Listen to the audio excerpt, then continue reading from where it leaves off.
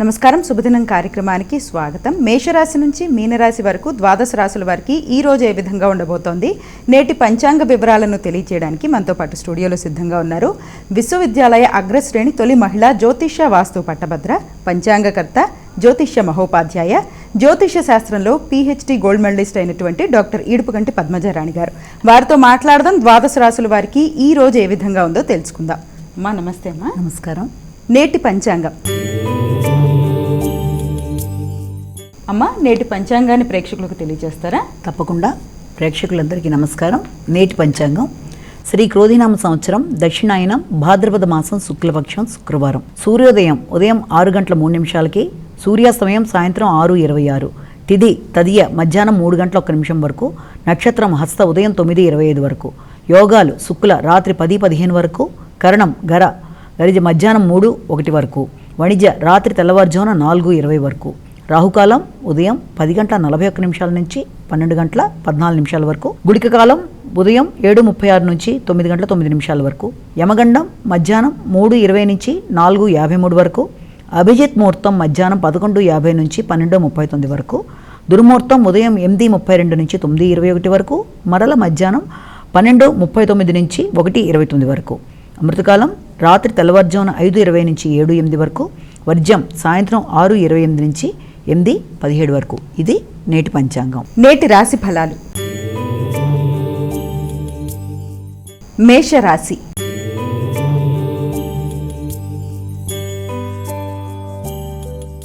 అమ్మ, మేషరాశి వారికి ఎలా ఉంది ఈరోజు? మేషరాశిలోకి అశ్వని, భరణి, కృత్తిక 1వ పాదం. మేషరాశి వారికి ఈ రోజున కార్యక్రమాలు అనుకూలంగా ఉన్నాయి. చేద్దామనుకున్న కార్యక్రమాల్లో వాళ్ళు చాలా కృషితో ముందుకు వెళ్తారు. ఆశించిన ఫలితాలు సాధించడానికి వారు అన్ని విధాల ప్రణాళికలు వేసుకుంటారు.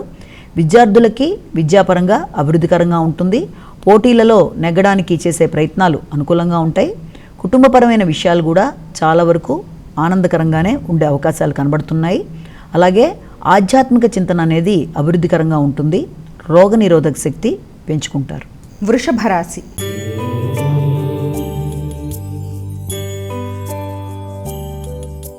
అమ్మ, వృషభ రాశి వారికి ఎలా ఉంది ఈరోజు? వృషభ రాశిలోకి వచ్చే నక్షత్రాలు కృత్తిక మిగిలిన పాదాలు, అలాగే రోహిణి 4 పాదాలు, మృగశిర 1-2 పాదాలు. ఇదంతా కలిపి మనం వృషభ రాశిలోకి తీసుకుంటాము. వృషభ రాశి వారికి ఈ రోజున ఆలోచనలు అనుకూలంగా ఉంటాయి. ఉపాసనా బలం పెరుగుతుంది.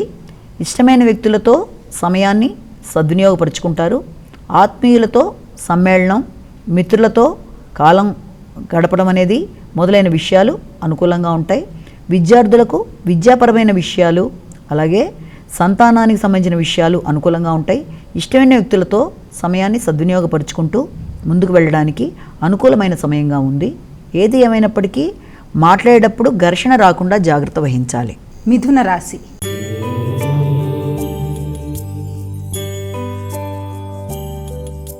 అమ్మ, మిథున రాశి వారికి ఎలా ఉంది ఈరోజు? మిథున రాశిలోకి మనం తీసుకున్నట్లయితే మృగశిర 3-4 పాదాలు, ఆరుద్ర 1-2-3-4 పాదాలు, అలాగే పునర్వసు 1-2-3 పాదాలు. ఇవన్నీ కూడా మనకి మిథున రాశిలోకి వస్తాయి. మిథున రాశి వారికి ఈ రోజున కార్యక్రమాలు అనుకూలంగా ఉంటాయి. కుటుంబపరమైన విషయాలు బాగుంటాయి. కుటుంబంలో మంచి కార్యక్రమాలు జరగడానికి చర్చలు జరుగుతాయి. కుటుంబ ఆదాయం కూడా అభివృద్ధికరంగా ఉంటుంది. బంధువులను కలుస్తారు. ఇష్టమైన వ్యక్తులతో సంప్రదించి ముఖ్యమైన నిర్ణయాలు గృహానికి సంబంధించి కానీ, లేకపోతే వాహనానికి సంబంధించి కానీ మొదలైన విషయాల్లో కొత్త నిర్ణయాలు తీసుకుంటూ ముందుకు వెళ్ళడానికి అనుకూలమైన సమయంగా భావన చేయొచ్చు. కర్కాటక రాశి.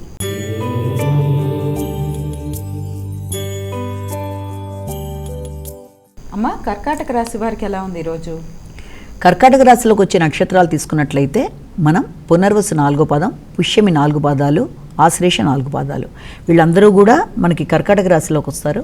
కర్కాటక రాశి వాళ్ళు కృషితో కార్యక్రమాలని చాకచక్యంగా నిర్వర్తించుకుంటూ అనుకున్న దిశగా వాళ్ళు ప్రయాణాలు చేస్తారు. వ్యక్తిగత అభివృద్ధి అనేది అధికంగా ఉంటుంది.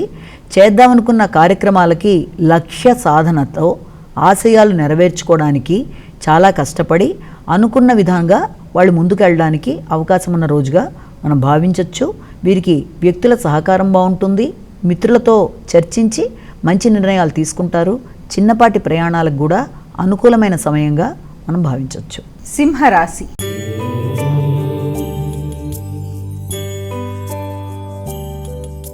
అమ్మ, సింహరాశి వారికి ఎలా ఉంది ఈరోజు?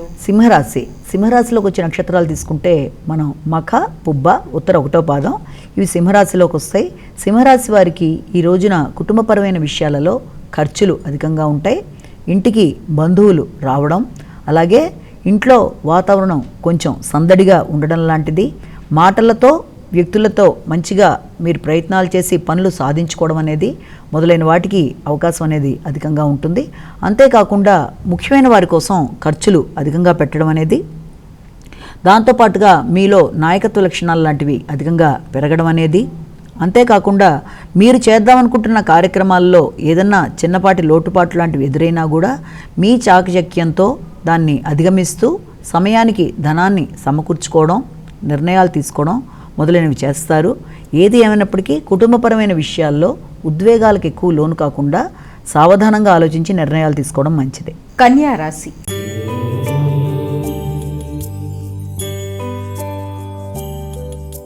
అమ్మ, కన్యా రాశి వారికి ఎలా ఉంది ఈరోజు? కన్యా రాశి వారి నక్షత్రాలు కనుక మనం తీసుకున్నట్లయితే వీరికి ముఖ్యంగా ఉత్తర మిగిలిన పాదాలు, హస్త 4 పాదాలు, చిత్త 1-2 పాదాలు ఇవన్నీ కూడా కన్యా రాశిలోకి వస్తాయి. వీరికి ఈ రోజున మనసులో కోరికలు నెరవేరడం, సంతోషకరమైన సమాచారాలు దూర ప్రదేశాల నుంచి అందుకోవడం, అంతేకాకుండా ఆ వర్తమానాలు మీకు కొత్త రకమైన ఆలోచనలు, కొత్త ఆశలు రేకెత్తించడం, వ్యక్తిగత అభివృద్ధి కోసం మీరు చేసే కృషి ముందుకు వెళ్ళడం మొదలైన వాటికి అవకాశం ఉంది. అయినప్పటికీ కంటికి సంబంధించిన విషయాల్లో, ఆరోగ్యానికి సంబంధించిన ఖర్చుల విషయంలో కొంత జాగ్రత్తలు తీసుకుంటూ ముందుకు వెళ్ళాలి. వృత్తిపరమైన విషయాల్లో మీరు ఆశించిన ఆహ్వానాలు అందుకోవడానికి అవకాశాలు ఉన్నాయి. తులారాశి.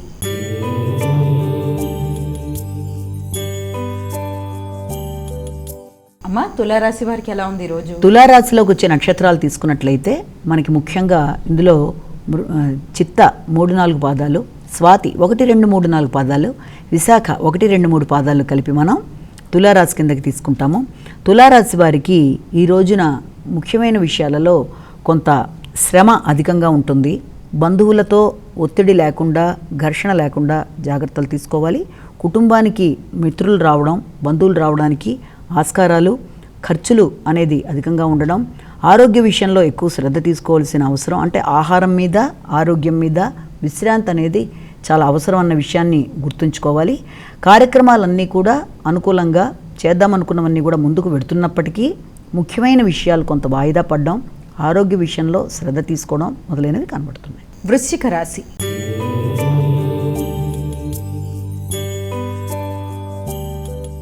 అమ్మ, వృశ్చిక రాశి వారికి ఎలా ఉంది ఈరోజు? వృశ్చిక రాశి విశాఖ నక్షత్రం 4వ పాదం, అనురాధ 4 పాదాలు, జ్యేష్ఠ 4 పాదాలు ఇవన్నీ కలిపి మనం వృశ్చిక రాశిలోకి తీసుకుంటాం. వృశ్చిక రాశి వారికి ఈ రోజున చాలా అనుకూలంగా ఉంది. చేద్దామనుకున్న కార్యక్రమాలన్నీ కూడా చాలా చక్కగా ముందుకి కదులుతాయి. ఎంతో కాలం ఎదురు చూస్తున్న వార్తల్ని అందుకోవడం, వాహన సంబంధమైన విషయాలలో మీరు అనుకూలమైన నిర్ణయాలు తీసుకోవడం అనేది, అలాగే భాగస్వామ్య వ్యవహారాలు కానీ లేకపోతే కుటుంబ సంబంధించిన అంశాల్లో కానీ, అభివృద్ధి ఆర్థికమైన అంశాల్లో కానీ అభివృద్ధి పదంగా ముందుకెళ్ళడం, భాగస్వామికి సంబంధించిన విషయాలలో ఒక ముఖ్యమైన నిర్ణయం, వారి జీవితానికి సంబంధించిన వృత్తిపరమైన అంశాలలో కానీ, వారి ఎదుగుదలకు సంబంధించిన విషయం కానీ అది మీకు ఆనందాన్ని ఇవ్వడం మొదలైన వాటికి అవకాశం ఉన్న రోజుగా భావించవచ్చు. ధనస్సు రాశి.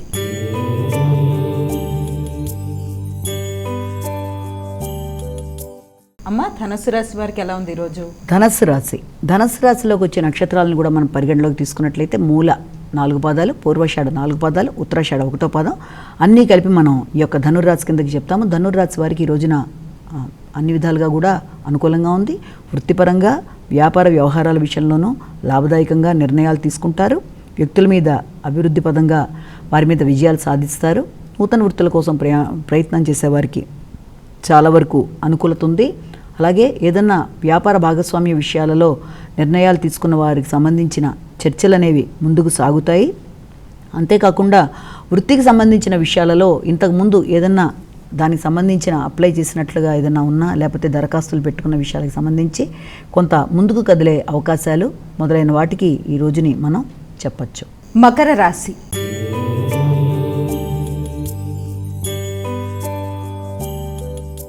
అమ్మ మకర రాశి వారికి ఎలా ఉంది ఈరోజు? మకర రాశిలోకి ఉత్తరాషాఢ 2, 3, 4 పాదాలు, తర్వాత శ్రవణం 1, 2, 3, 4 పాదాలు, ధనిష్ట 1, 2 పాదాలు కలిపి మనం మకర రాశిలోకి తీసుకుంటాము.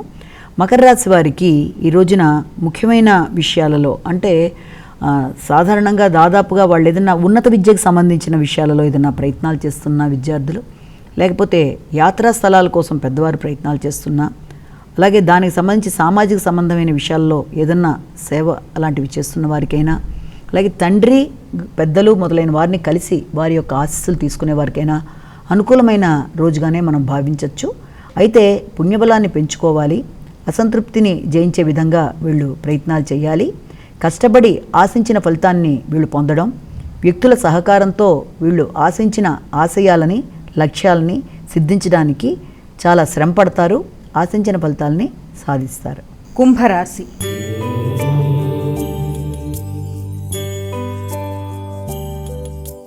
అమ్మ కుంభరాశి వారికి ఎలా ఉంది ఈరోజు? కుంభరాశిలోకి వచ్చే నక్షత్రాలను మనం తీసుకున్నట్లయితే ధనిష్ట 3, 4 పాదాలు, శతభిషం 1, 2, 3, 4 పాదాలు, పూర్వభద్ర 1, 2, 3 పాదాలు, వీళ్ళందరినీ కలిపి మనం ఈ యొక్క కుంభరాశిలోకి తీసుకుంటాము. కుంభరాశి వారికి ఈ రోజున ముఖ్యమైన కార్యక్రమాల్లో కొంత వాయిదాలు, ఆరోగ్యపరమైన విషయాల్లో కొంత అలసట, మానసిక వ్యాకులత, చేద్దామనుకున్న కార్యక్రమాలకి శక్తికి మించిన ఖర్చులు అవ్వడం, రావలసిన ధనం సమయానికి అందకపోవడం వల్ల కొంత మానసిక చికాకులు లాంటివి ఎదురైనప్పటికీ వీరు దాన్ని చాలా చక్కగా సమయస్ఫూర్తిగా వ్యవహరించి దాన్ని అధిగమించే ప్రయత్నాలు అనేవి చేస్తారు. ఆరోగ్యపరమైన విషయాల్లో, నిద్ర, ఆహారపరమైన విషయాల్లో కొంత శ్రద్ధ చూపించాలి. కుటుంబపరమైన విషయాలలో వాగ్వాదాలకి లోను కాకుండా ఆలోచించి నిర్ణయాలు తీసుకొని ముందుకు వెళ్ళినట్లయితే ఎవరి మధ్య అపార్థాలకు అవకాశం ఉండదు. అలాగే రావలసిన ధనం కొంత లేట్ అవ్వడం వల్ల అంటే వాయిదా పడడం వల్ల కూడా కొంత ఘర్షణాత్మకమైన పరిస్థితులు ఉంటాయి. ఇతరుల జోక్యం కుటుంబ విషయాల్లో ఉండడం వల్ల కూడా మనసు చికాకుగా ఉంటుంది. కాబట్టి వాటన్నిటినీ అధిగమించే విధంగా వీరు కొంత మానసిక ప్రశాంతతని పొందడానికి మెడిటేషన్ మొదలైనవి చేసుకున్నట్లయితే మనసు స్థిమితంగా ఉండడం, ప్రశాంత చిత్తంతో నిర్ణయాలు తీసుకోవడం, చిత్తశుద్ధితో కార్యక్రమాలు నెరవేర్చడానికి అవకాశాలు కనబడుతున్నాయి. మీనరాశి.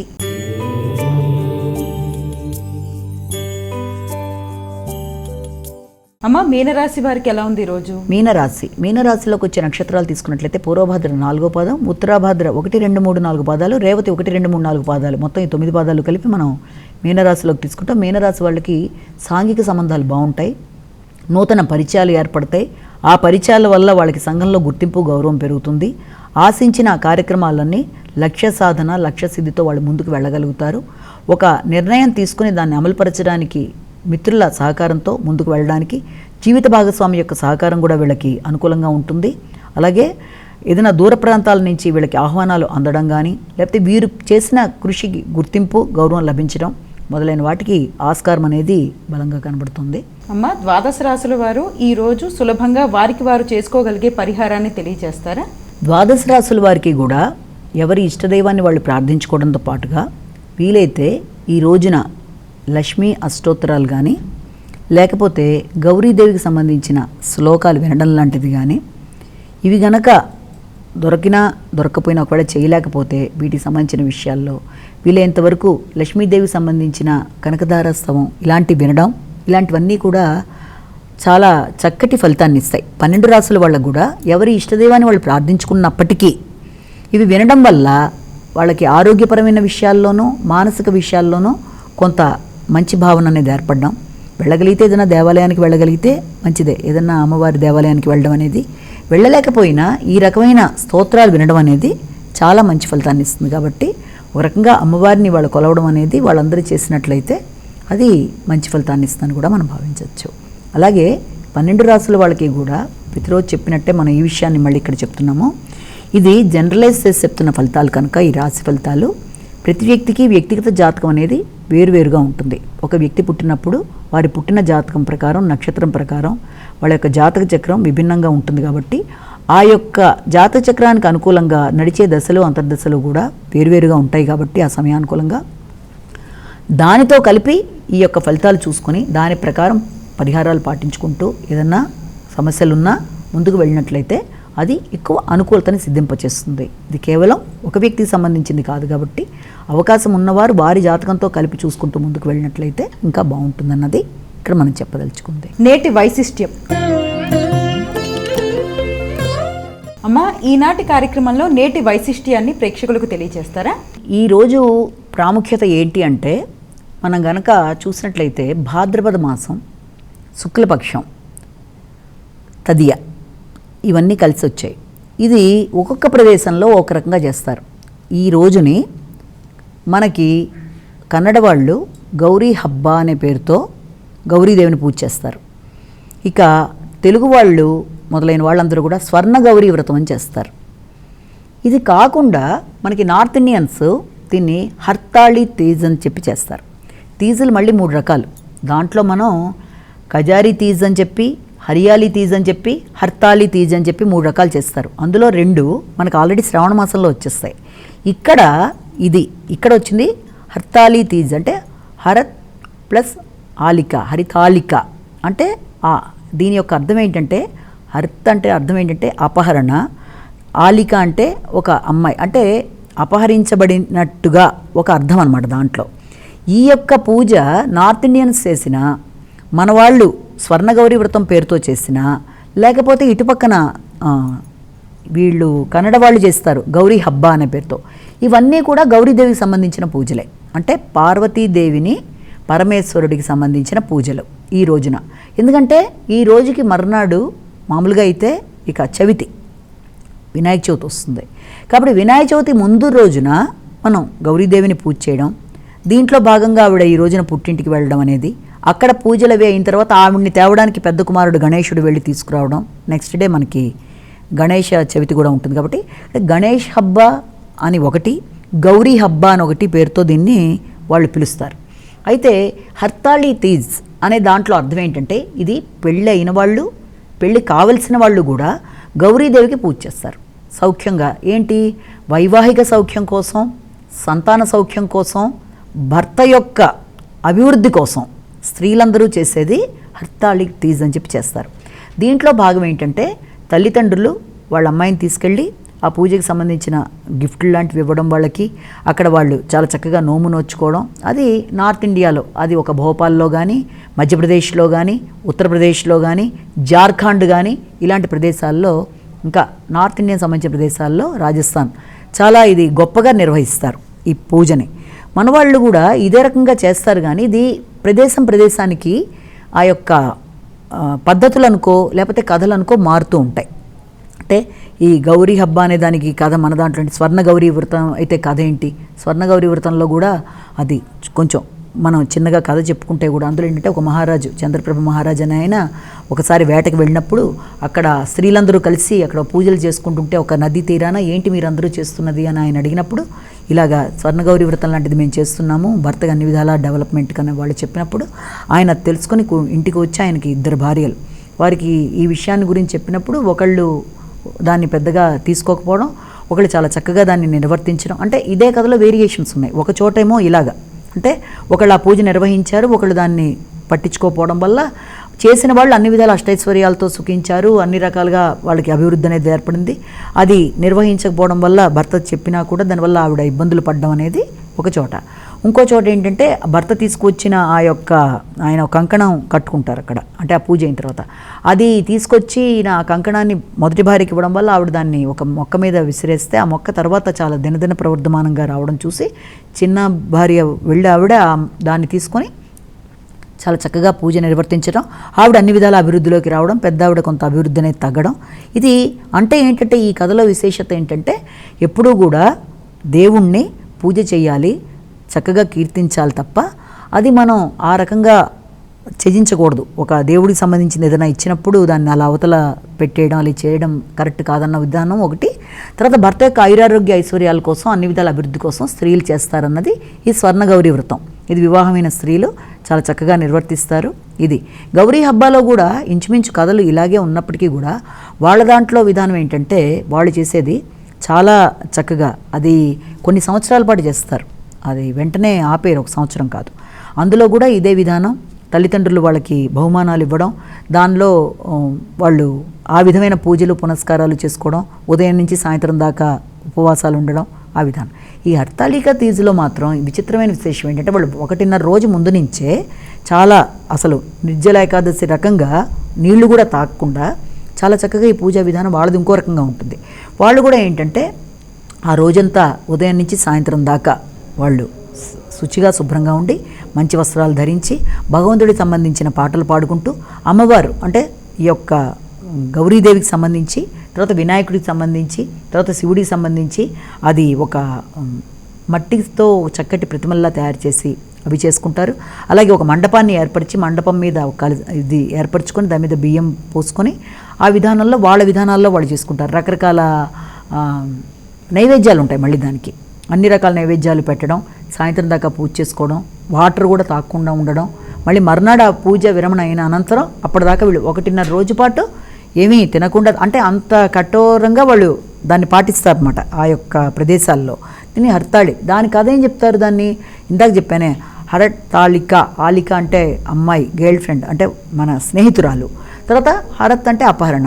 అంటే శివుడి కోసం పార్వతీదేవి ఘోరమైన తపస్సు చేయడానికి ముందు ఆవిడ ఇది హిమవంతుడికి పుత్రిగా పుట్టి శైలపుత్రిగా పుట్టినప్పుడు ఆవిడ ఎలాగైనా సరే శివుణ్ణి వివాహం చేసుకోవాలని ఆవిడ చాలా అనుకున్నప్పుడు ఏం జరిగింది అంటే, ఈ లోపల తండ్రి వేరే సంబంధం చేద్దామని అనుకున్నప్పుడు ఆమె స్నేహితురాలు ఆమెకి ఒక సలహా ఇచ్చి, నువ్వు ఇక్కడి నుంచి వేరే దూరంగా వెళ్ళిపోయి అక్కడ నువ్వు శివుడి గురించి ఘోరంగా తపస్సు చేసినట్లయితే నీకు తప్పకుండా శివుడు కటాక్షం అవుతాడు అని చెప్పినప్పుడు ఈ హర్తాళిక అంటే చెప్పిన ఆలిక అంటే గర్ల్ ఫ్రెండ్ ఇచ్చిన సలహాతో ఆవిడ వెళ్ళి చాలా చక్కగా అక్కడ చాలా కఠోరమైన తపస్సు చేస్తే ఆ తపస్సుకి మెచ్చి శివుడు వచ్చి ఆమెను వివాహం చేసుకోవడానికి అంగీకరించడం. అంటే ఇద్దరు ఒకటే అయిన రోజు అనమాట, రీయూనియన్ అయిన రోజులాగా ఇద్దరు ఒకళ్ళనొకళ్ళు ఇష్టపడి వివాహం చేసుకుంటారు.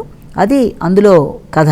అంటే ఈ కథలో చెప్పిన దాని ప్రకారమైనా దేని ప్రకారమైనా భార్యాభర్తల అనుబంధం, ఇందులో ఉండే ప్రయోజనాలు ఈ ఉపవాసం వల్ల కానీ, రోజంతా ఉపవాసం ఉంటారు 1.5 డే ముందు నుంచే కూడా, అది అంతా చాలా అట్టహాసంగా చేస్తారు ఈ పూజ.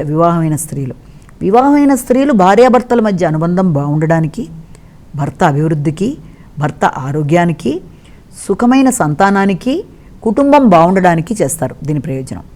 అది వివాహం కాని అమ్మాయిలు శివుడు లాంటి ఒక మంచి భర్త కావాలి, వాళ్ళు ఆశించిన విధంగా వివాహం కావాలి, వివాహంలో జీవితం అన్ని విధాల ముందుకు వెళ్ళాలి. వైవాహిక జీవితానికి సంబంధించిన వివాహానికి సంబంధించిన అమ్మాయిలకి ఏదైనా మ్యాచెస్ చూస్తుంటే అవి కొన్నిసార్లు సక్సెస్ కానప్పుడు ఏం చేస్తారంటే అప్పుడు కూడా వాళ్ళు నార్త్లో ఈ పూజలు అవి చేస్తారు.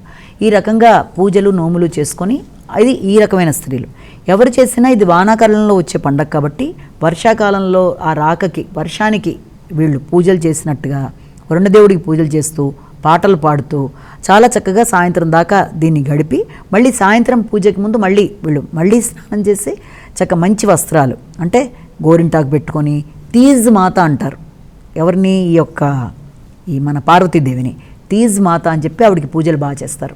ఆ పూజలు చేసినప్పుడు ఆవిడ దగ్గర నుంచి ఇవన్నీ కోరుకుంటారనమాట స్త్రీలు. చక్కగా నీలాగా మాకు జీవితం మంచిగా ఇది ఉండాలి, సుఖ సౌఖ్యాలు ఉండాలి, సంతానం అభివృద్ధి చెందాలని పాటలు పాడుతూ వాళ్ళ విధానాల్లో అన్నీ ఏర్పరచుకొని గణేష్ పూజ అవన్నీ చేసి చాలా చక్కగా ఈ విధానాలని వాళ్ళు పాటిస్తారు.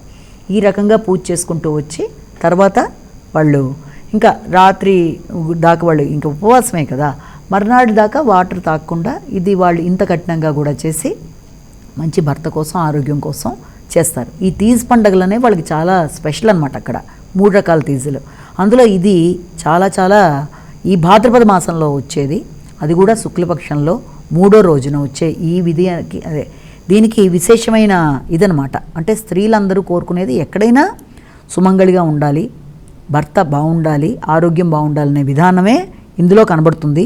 దీనిలో ప్రయోజనాలు ఏంటి అంటే మానసికంగా ఎప్పుడైతే దేవుడికి నువ్వు పూజలు చేస్తూ ఉంటావో మానసికంగా దేవుడికి దగ్గర అవుతావు నువ్వు, అంటే మనసు ప్రశాంతంగా ఉంటుంది. మనసు ప్రశాంతంగా ఉన్నవాళ్ళు ప్రపంచంలో ఏదన్నా కూడా స్థిమితంగా ఆలోచించి సాధించుకుంటారు. అది ఒకటి.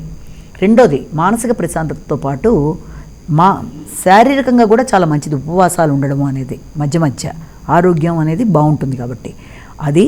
తర్వాత ఈ పూజా ఫలితంలో ఇద్దరి మధ్య ఆరోగ్యం, అన్యోన్యం, సంతానం, సౌఖ్యం, ఆదాయం అన్నీ అభివృద్ధి చెందాలని చెప్పి, అంటే పేర్లు వేరు, గౌరీ హబ్బ, స్వర్ణ గౌరీ, హర్తాళి తేజ్, ఏది ఏమైనా ప్రదేశాలు మారినా అందరి ఉద్దేశం గౌరీదేవిని వాళ్ళ పూజ చేయడం అనేది, అమ్మవారి ఆశీస్సులు తీసుకోవడం అనేది, అది ఈరోజు ప్రత్యేకతగా మనం చెప్పుకుంటాం. అది ఇవాళ ప్రత్యేకత. నేటి వైశిష్ట్యంలో భాగంగా గౌరమ్మని వివిధ ఆచారాల్లో సంప్రదాయాల్లో ఏ విధంగా కొలుచుకుంటామో అదేవిధంగా ఆ పూజ వెనక అంతరార్థాన్ని కూడా చాలా చక్కగా మా ప్రేక్షకులకు తెలియజేశారమ్మా. ధన్యవాదాలు. నమస్కారం. ఇది ఈనాటి మన శుభదినం కార్యక్రమం. మరో కార్యక్రమంతో మళ్ళీ కలుసుకుందాం. అంతవరకు సెలవు. నమస్కారం.